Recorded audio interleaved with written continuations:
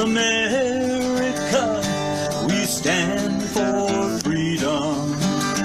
Though freedom is never really free, we yearn and strive for government, protecting our liberty.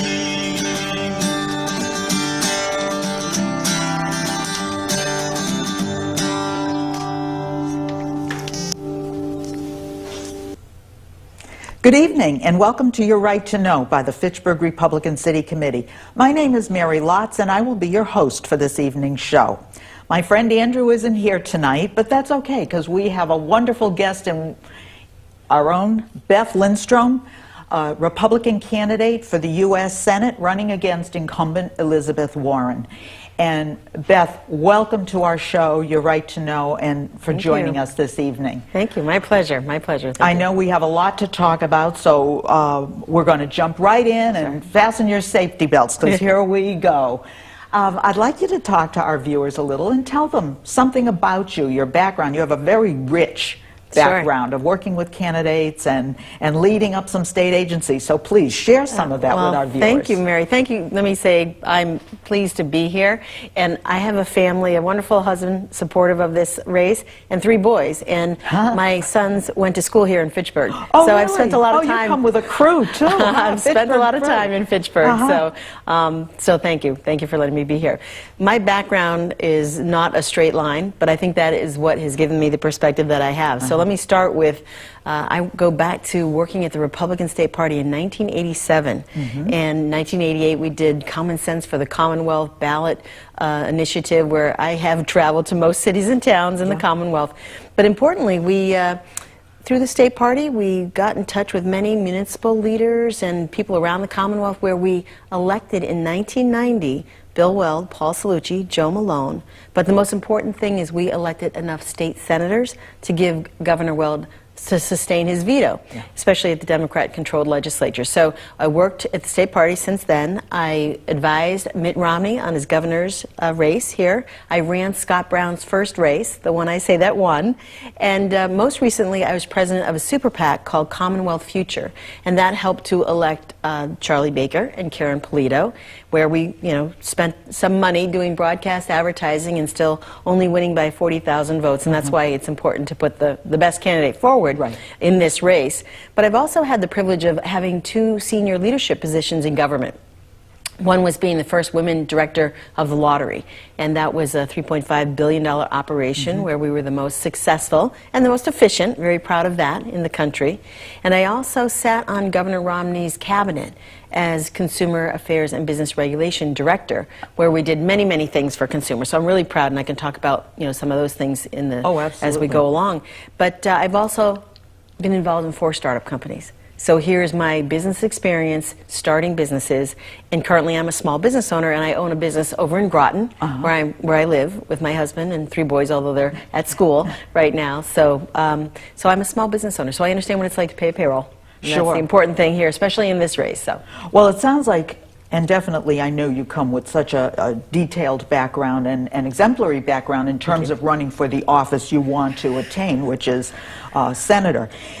What made you decide to turn the tables a little and instead of helping candidates, actually decide to run yourself? Was it something that you always kind of thought you'd like to do? But well, it's something, having been around for a long time, politics gets under your skin. So, and rather than being behind someone as a strategist or helping in a campaign, it was time to step forward. But I would be in the morning watching the news, and I'd see Elizabeth Warren on the TV, and I would truly have an argument in my head with her about just the disagreement about fundamentally where we both come from. And so I'd dry my hair, and I'd be having the argument in my head. So I've already had some debate practice, I would say. But truly, it was time to step forward, and that's what they say. If you hold it in, then you're not really serving your country. And everyone has the right to run, and it's a democracy.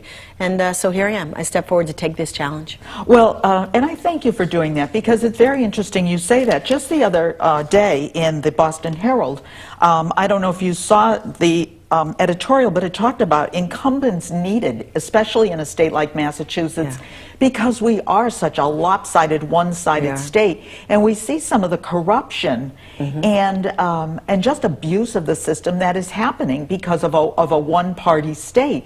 And, you know, I dare say that I believe Elizabeth Warren, although she's on the federal level and not necessarily running on the state level, we see a lot of that same old, same old. We're not getting fresh voices. We're not getting fresh ideas. Well, I think just in like any organization, you need a set of fresh eyes to be able to come with different ideas, different perspectives, different life experiences. And that adds value to an executive team, to a board. And I think that's really important. That's why I'm stepping forward, because of that perspective that I have through years of different experiences. I'd like to ask you, because I'm going to put something out there for our viewers, and I'm going to say I don't think Elizabeth Warren has been a good senator for the state of Massachusetts, and I don't think she's represented us well. And one, I could have many, but one, because of time, I'm going to point out, is that her support for the Affordable Care Act. And by supporting the Affordable Care Act, one of the issues that's in the Affordable Care Act is these medical device industry, which is very important to Massachusetts, has really taken a hit under the Affordable Care Act. Do you believe that Elizabeth Warren, like I do, has not been good for Massachusetts? And how do you argue with her about the Affordable Care Act and the medical device industry specifically? Well, let's go back to her agenda, which is a national agenda. And she was just in California with Bernie Sanders and Michael Moore talking about socialized medicine. So even though I don't think the repeal of Obamacare is going to happen, we don't want her to take us on a direction that is not good for our state. We have health care here. We have 97, 98% of people covered. So let's just start there. But so when we talk about the medical device industry, we should talk about the tax reform and the good that that's going to do our state and our country. And where she had the opportunity to have a discussion with other senators through this whole debate about what would be good for Massachusetts. And the medical device tax is one of those topics, where in 2012, she argued that we needed to get rid of this tax. And this tax is a 2.3% tax on revenue, not on net profit, on the medical device industry. So you're going to say, well, why does that matter to me?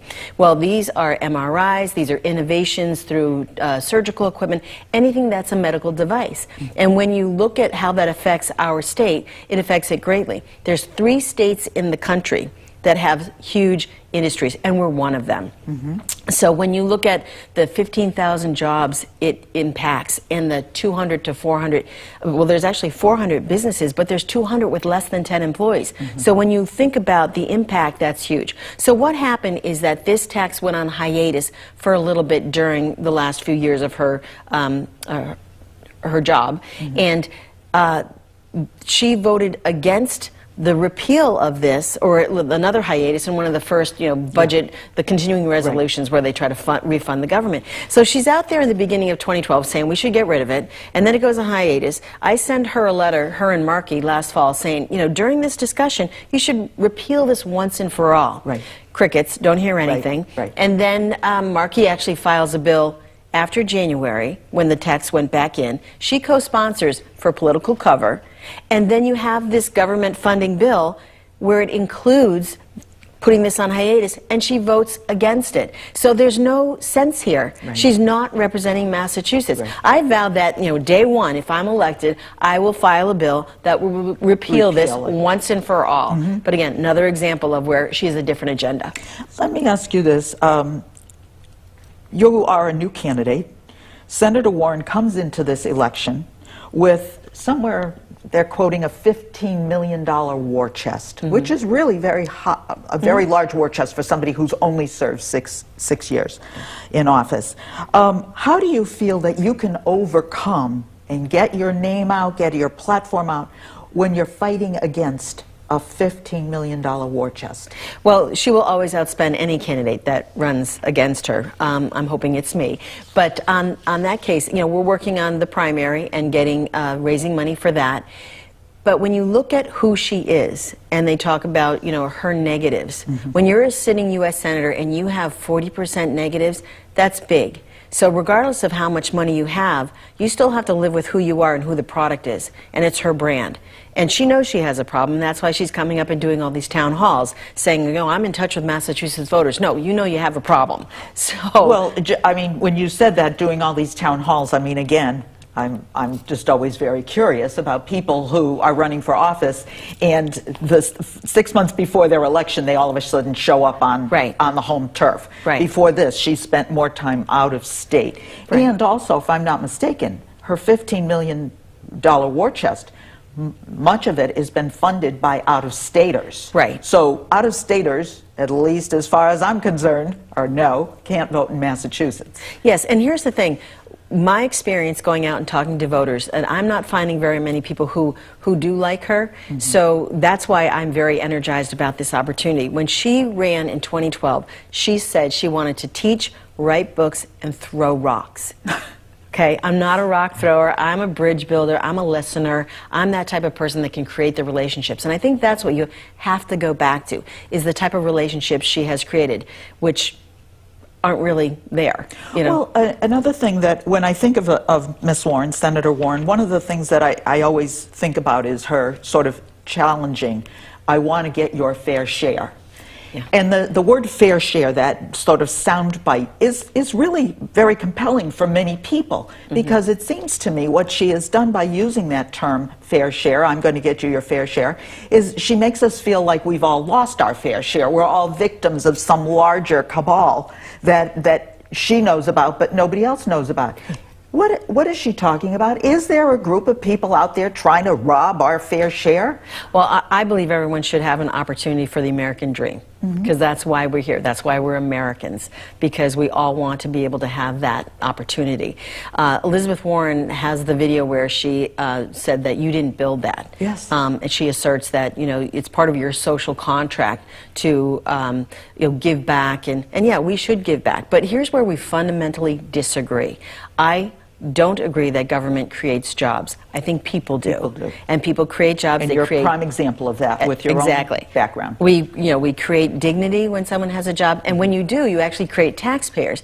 And from that taxpayer money, you take care of those who cannot take care of themselves.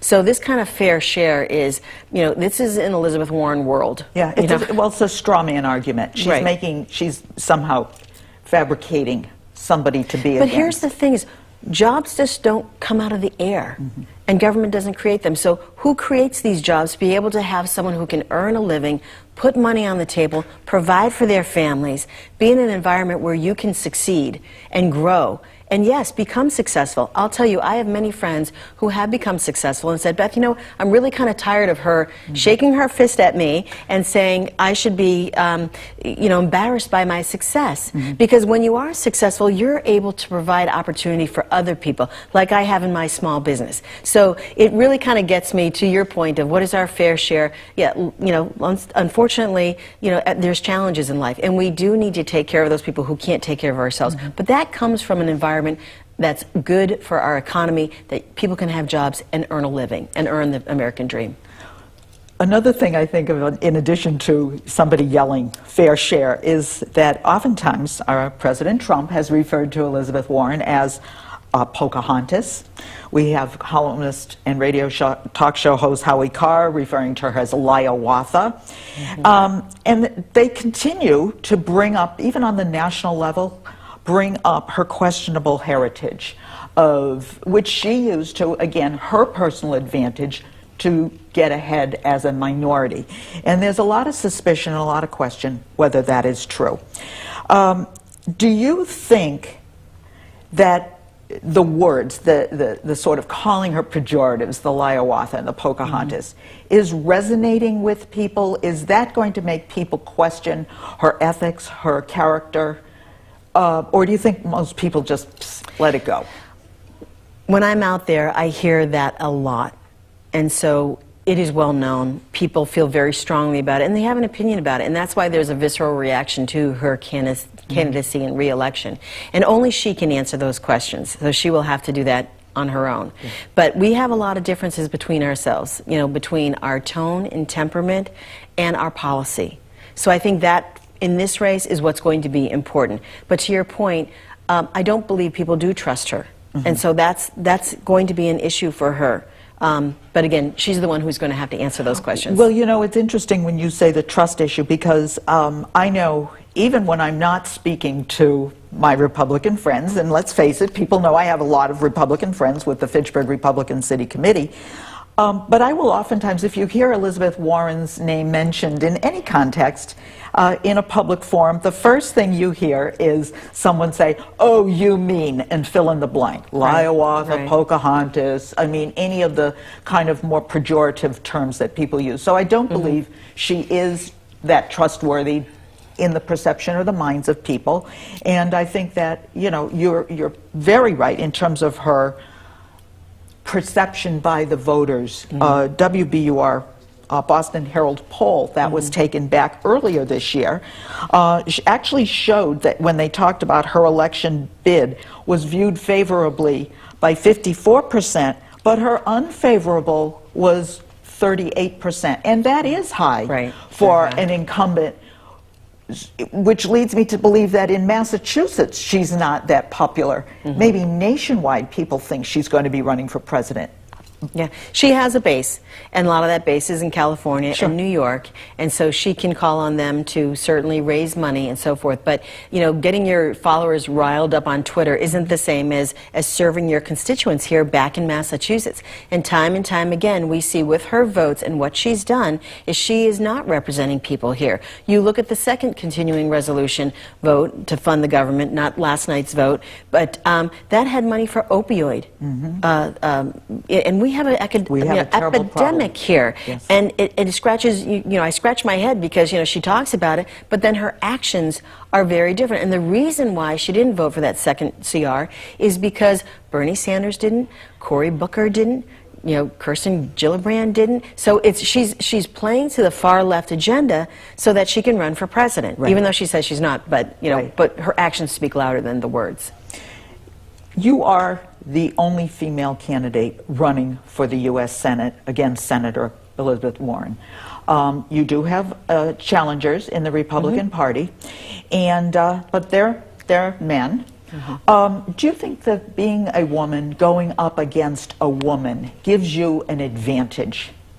Well, first I'd say any one of us as candidates would be better than our current U.S. Senator. Well, so, amen to that. You know, so we're all going to work through the convention coming up in the primary to be able to, you know, to talk about our differences. But for me, it really is my resume. It's my accomplishments. It's where I stand on the issues. And that's what's important, and I'm getting that message out. Now, when you see the results of the 2012 election, where it was a presidential year in Massachusetts, and President Obama did win by 23%. She only won by 7%. So she was a flawed candidate against, you know, Obama. But so that's why I believe there is a path.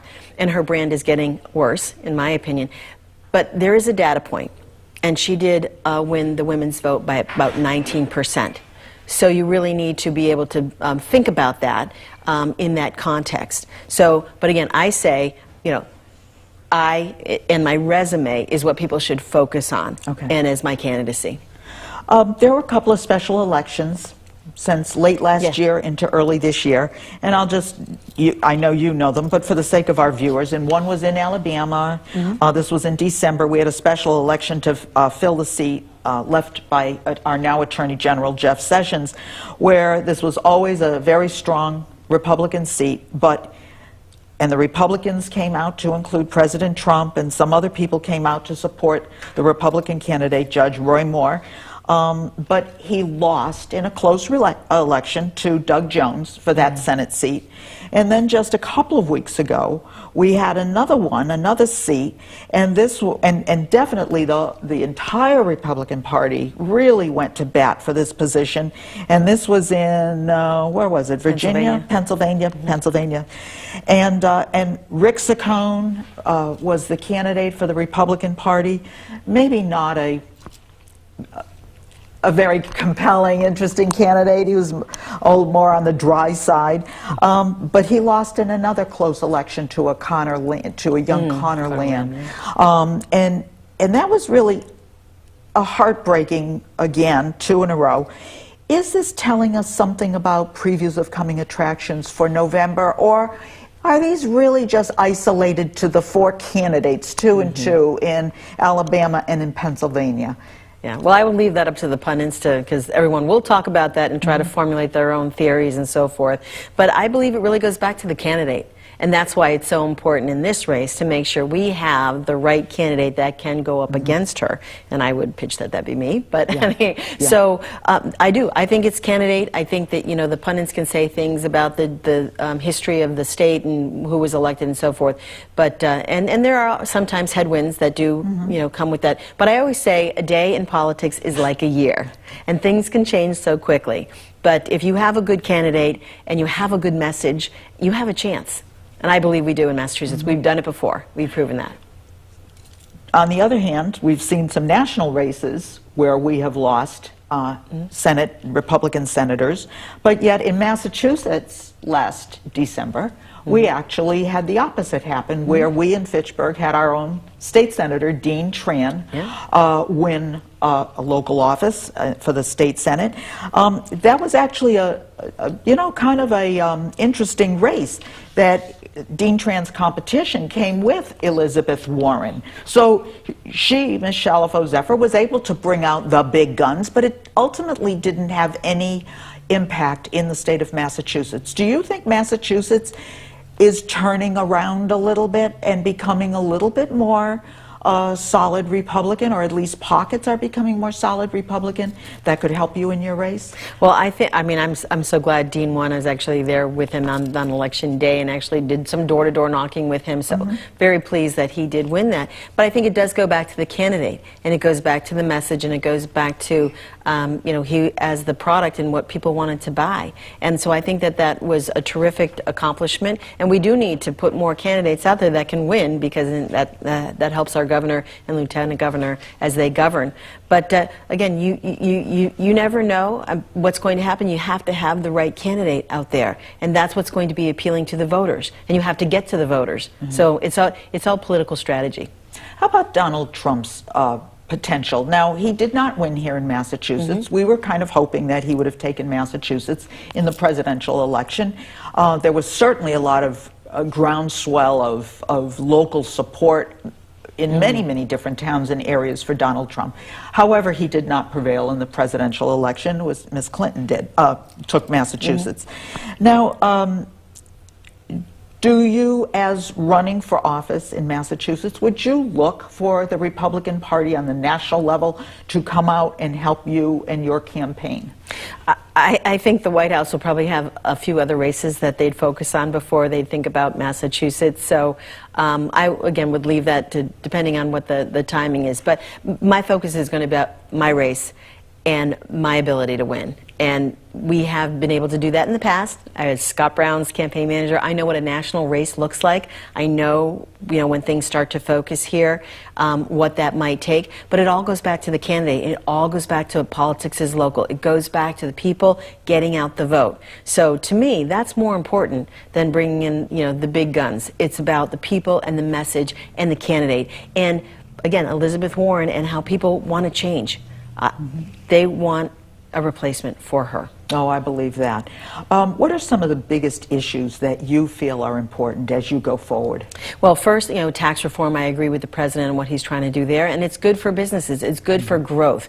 Elizabeth Warren will say just the opposite, which makes me scratch my head, because it really is about investing in companies and creating jobs. So that's a priority, is to make sure the economy is good, because that rides, you know, lifts all boats. If I'm not mistaken, just to jump in 1 second, is that her entire career has been really in academia, so she really does not have any sense of what it's like to sign a paycheck. Right, the front, yeah, absolutely. So you know, there's a big difference there. But I also want to focus on immigration and fixing our broken system. We need to make sure that we have one rule of law and not two systems. We need to, you know, secure our borders that define us as a nation, and that's important, because that goes to the opioid epidemic and national security.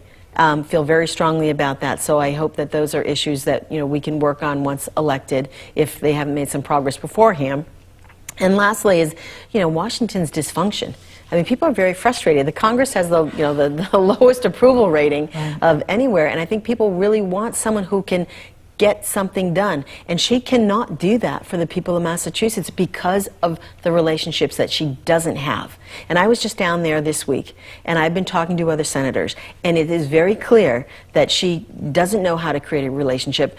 And that's my whole life. That's been my career, of being able to lead people and to bring people to the table and to find some common ground so you can get results. Now, what I'd like to do, because we are closing in on our 30 minutes, Yep. it's gone fast, No, but what first I would like to thank you so much for the Fitchburg pleasure. Republican City Committee to come with us and to share your knowledge and your insight and your campaign. Yeah. But what I'd like to do now is just have you face your camera, which is right Sure. over there, and give our viewers sort of a little bit of a history or a background on Sure. your campaign, how they can reach you, if they Sure. want to volunteer to help you. Yeah. Well, let me say, we always want people to join us. We have got a great campaign going, and anybody who would like to help, you can contact us at bethforsenate.com. But let me say, too, that I have worked in the Republican Party for 30 years, electing candidates. I didn't leave the party, and I've never switched my party. So I'm really the Republican in this race that has worked tirelessly throughout the 30 years. I'm also would be the first woman Republican running for the U.S. Senate in the history of Massachusetts if I got on the ballot. But again, not to vote for me because I'm a woman, vote for me because of my accomplishments and where I am on the issues. So I am working hard to earn votes, raise money, and to beat Elizabeth Warren in November. Thank you. Thank you very much again. And I noticed that we do just have another couple of seconds. Sure. So what I'd just like, you mentioned you were down in Washington, D.C. last week. What did you think of the new, what was it the other night, the budget? The omnibus bill? Yeah. Well, I think that any time you get a budget bill that has 2,000 pages and you don't have time to read it is problematic. So that's why we need our Congress to do their jobs. And that's why I'm for term limits. You know, people should do what they're sent down there to do, and I think people of goodwill go down there and then they fall off the tracks. And I agree with the president. You know, maybe we need a line item veto there, and not to have that, because you want to not shut down the government, but you also want to make sure you know what you're voting for. So. Great, great. And you'll go down to D.C. and support those ideas when you get down there? Well, yeah, I want to represent the people of Massachusetts and do the right thing, and then come back, not make a career out of being elected, because that's what it's about. All politics is local. Thank you so much for being very candid with us, and a great interview. Thank you. My pleasure. And as we leave you, I'd like to thank you for watching Your Right to Know and sitting in tonight with the Fitchburg Republican City Committee. As we leave you, we want you to remember that your local city or town Republican Committee is your only grassroots organization that supports and holds dear your liberty, your constitutional rights, and your conservative values. To us, the GOP stands for growth, opportunity, and prosperity for all people, and we always stand for freedom. Thank you and good night. America, we stand for freedom. So let us all unite to yearn and strive for our reflects our values, that preserves our rights, and goes forth in power and might, that reflects our values and preserves our rights, and goes forth in power and might.